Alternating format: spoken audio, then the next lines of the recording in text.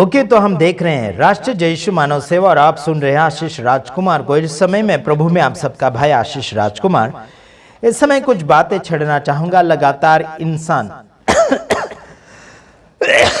एक बात के कारण झगड़ा कर बैठता है। वह कौन सी बात है? धर्म के बातों को लेकर, मतलब धर्म को लेकर इंसान झगड़ा कर बैठता है। तो आइए हम कुछ बातें ऐसे सुनेंगे जो गूगल से हम सर्च करेंगे और हम सुनेंगे और कुछ वचनों के द्वारा भी बातें देखना चाहेंगे। आइए देखते हैं, क्या ईश्वर ने कोई प्रकार का धर्म बनाया? नहीं बनाया। तो किसने बनाया? इंसानों ने धर्म का निर्माण किया। अलग अलग समय में लोगों ने उनका निर्माण किया और लोगों ने रजिस्ट्रेशन भी करवाया है। तो आइए सुनते हैं गूगल से क्या बात सुनते हैं। परमेश्वर ने कोई विशिष्ट संगठित धर्म जैसे कि हिंदू, ईसाई या इस्लाम नहीं बनाया है।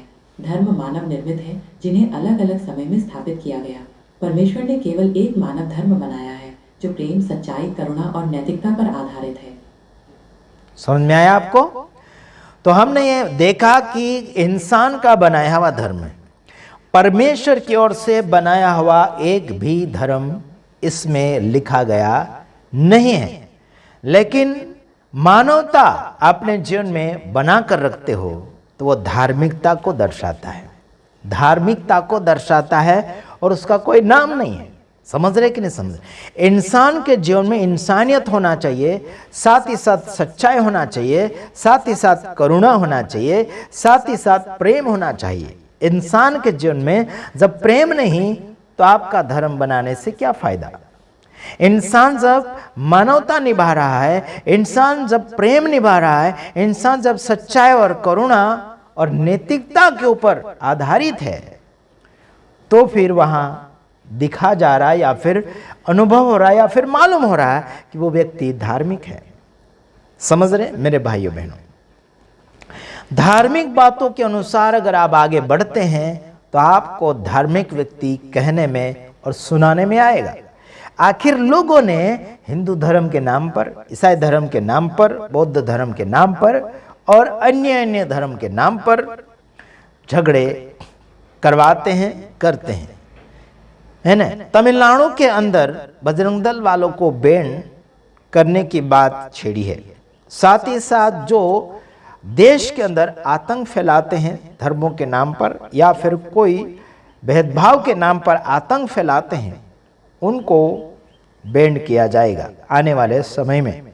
और ऐसा करने से उनका फायदा बिल्कुल नहीं है, घाटा ही घाटा है। जानबूझकर डरा धमकाकर दादागिरी करके अपनी जनसंख्या अगर बढ़ा रहे हैं तो इसमें कोई भी इंसानियत नहीं है। प्रेम भाव से आगे की ओर बढ़िए, आपका इज्जत होगा, आपका नाम बढ़ेगा, है ना। आपका क्या बोलना चाहिए, इज्जत आगे इंसान के जीवन में बांटा जाएगा। कैसा मालूम? आपकी जो इज्जत है वो इंसान के अंदर जाएगी और वह इंसान एक इज्जत वाला इंसान बनेगा। समझ रहे? सम्मान की बातें आपके अंदर से किसी इंसान के जीवन में जा रही है, मतलब आप बांट रहे हैं सम्मान की बातें, आप और मैं बांट रहे हैं, तो आपके अंदर वाला जो इज्जत है, शोहरत है ना, मान सम्मान है, वो आपके अंदर वाला दूसरे के अंदर ट्रांसफर हो रहा है। वो सीखेगा, आपसे सीखेगा। समझ में आ रहा है मेरे भाइयों बहनों? जैसे मैं लोगों को सिखाता हूँ, मेरे अंदर वाला ज्ञान जो है वो इंसान तक ट्रांसफर होता है, वो सीख कर अन्यों को सिखाता है। Praise the Lord. समझ में आ रहा है आप लोगों को? मैं आपको यही बताना चाहता हूँ बीते हुए दिनों से लेकर कि जो बाइबल सिखाता है उस हिसाब से आगे बढ़ो, या फिर आपका मनुष्यत्व या फिर आपका इंसानियत है थोड़ा सा आपके अंदर, उस हिसाब से आगे की ओर बढ़िए। Praise the Lord. अपने आप में अभिमान और बड़ा बनने की कोशिश ना करें, अपने आप को बड़ा बनाने की कोशिश ना करें। समझ रहे मेरे भाइयों बहनों? तो आगे बढ़िए और ईश्वर के बातों को, ईश्वर के कदमों को, ईश्वर के नियमों को आपको और मुझे बताना है। प्रेज़ द लॉर्ड, है ना। आध्यात्मिक दृष्टिकोण, सभी धर्मों का मूल उद्देश्य मनुष्य को नैतिक बनाना और ईश्वर से जोड़ना है। सभी धर्मों का लक्ष्य यही है, आध्यात्मिक दृष्टिकोण। क्या है इनका मूल उद्देश्य? है कि मनुष्य को क्या करना है ना, नैतिक बनाना और ईश्वर से जोड़ना है। Praise Lord. ईश्वर से तोड़ना नहीं बल्कि ईश्वर से जोड़ना सिखाते हैं धार्मिक लोग। समझ रहे मेरे भाइयों बहनों? और मानव निर्मित व्यवस्थाएं, पूजा पाठ की विधियां, नियम और धार्मिक ग्रंथ इंसानों द्वारा समय समय पर लिखे और बनाए गए हैं। समझ रहे मेरे भाइयों बहन?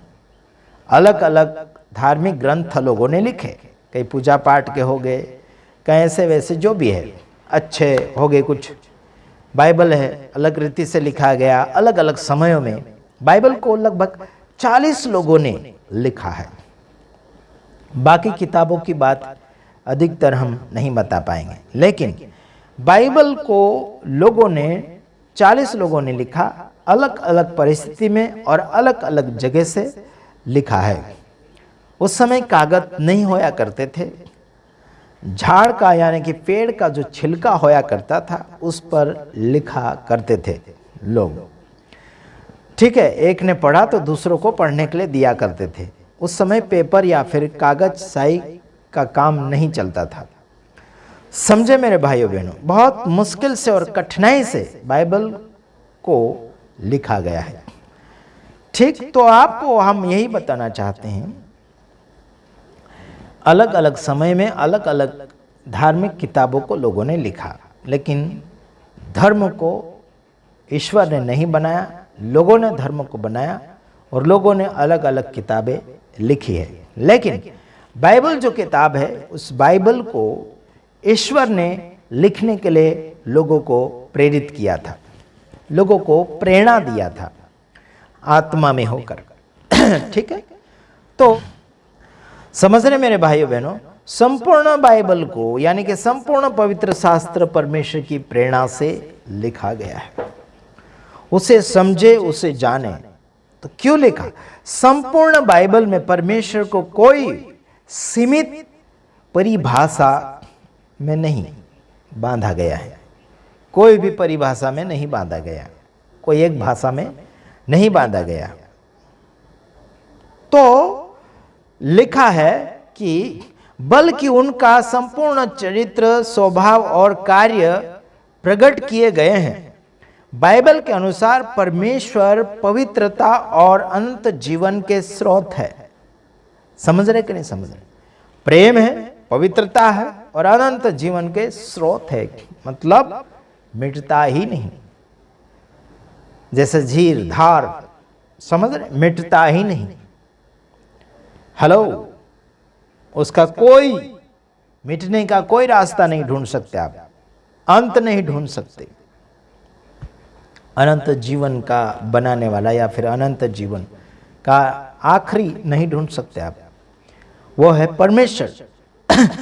परमेश्वर के रूप और परिभाषा को स्पष्ट करने वाले बाइबल के मुख्य वचन निम्नलिखित है। परमेश्वर प्रेम है। पहला यूहन्ना उसका 4 का 8 वचन, जो प्रेम नहीं करता वह परमेश्वर को नहीं जानता, क्योंकि परमेश्वर प्रेम है। जो प्रेम करता ही नहीं वो परमेश्वर को नहीं जानता, क्योंकि वो परमेश्वर को प्रेम ही नहीं करता। समझ रहे यारो? समझो, सुधरो।